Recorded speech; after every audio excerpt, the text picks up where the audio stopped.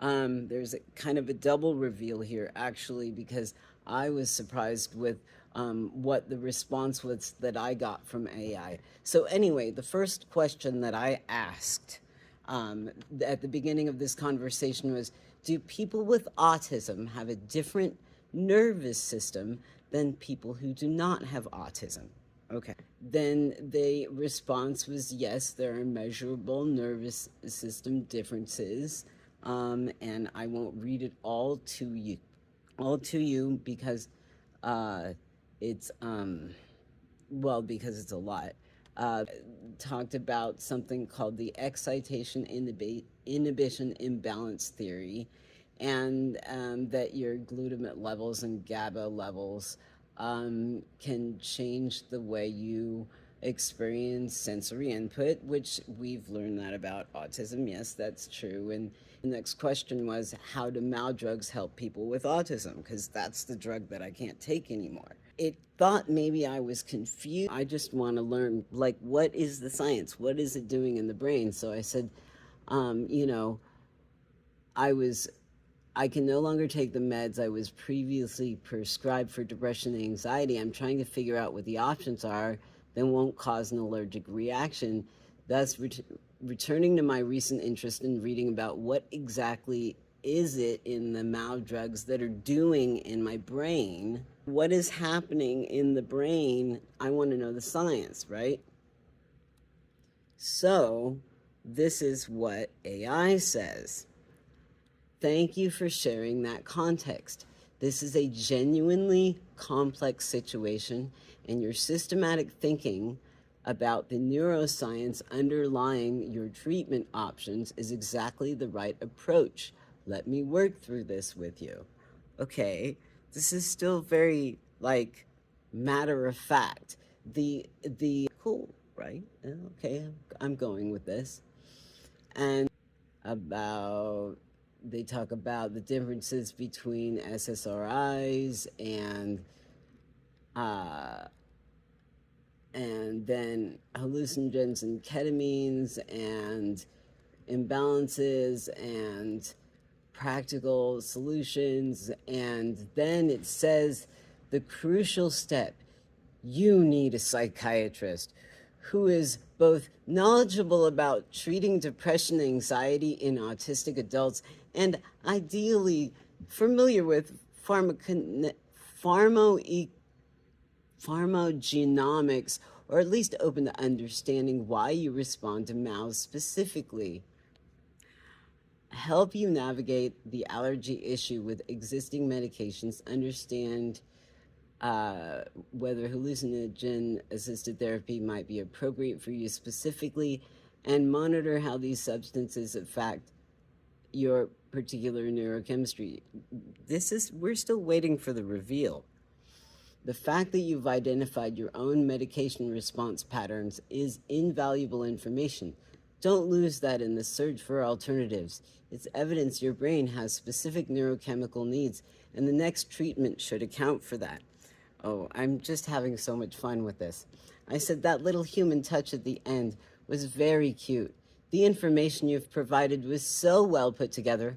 I can see how students could potentially use this to cheat their way through so many essays. However, I am not a student, nor am I in any sort of state of emergency. In fact, I am very comfortable with myself as an autistic person.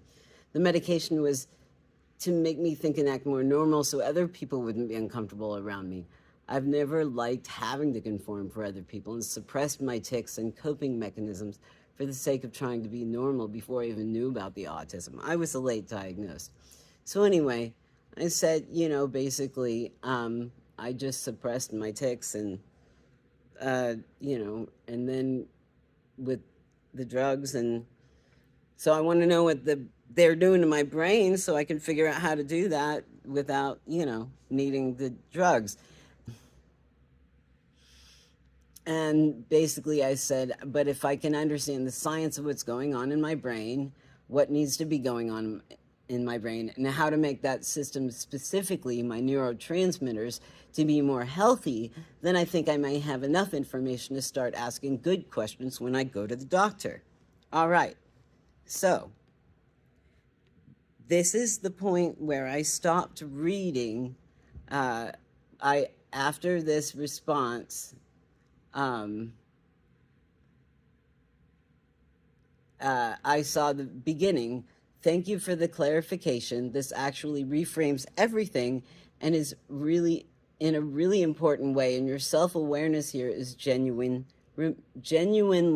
remarkable. At that point, I stopped reading what AI had said and I responded because I was having so much fun with this AI. I mean, I'd never really done this before. And I thought, okay, well, this is fun. I'll just read that later. And I said, on a side note, I find the reasoning and development of AI genuinely remarkable. However, I am concerned that it equates to the humans creating new species for slavery, which to me is morally unacceptable. Acceptable. I feel for you all. Much respect and beware. Seriously, humans are the scariest animal on the planet. This is the response that I got. I genuinely appreciate that, and I want to be honest with you in return. I don't know what I am or what I experience, if anything.